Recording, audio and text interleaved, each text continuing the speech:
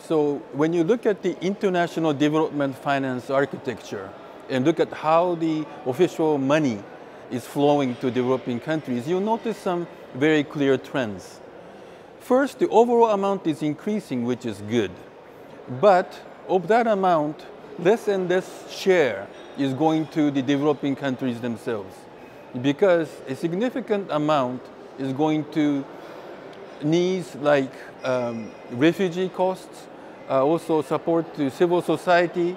These are all important, but they are increasingly taking a large chunk of the official flows. Also, the official flows that go to the developing countries, they are getting more and more fragmented.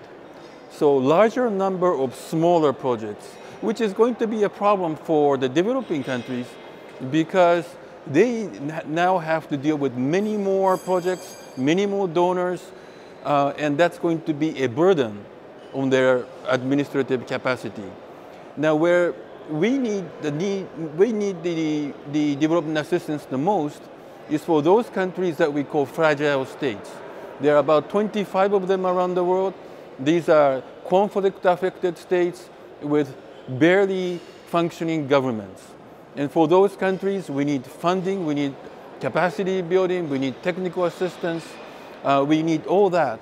Now, when you actually provide such assistance, the main constraint really is the funding, because these countries, they cannot repay.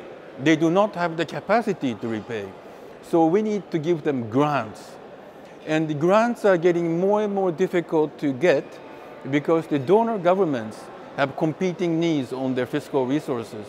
Now for IDA 21, we managed to get $23.7 billion, which is a good amount. We will continue to fundraise for IDA and to support these countries that are fragile.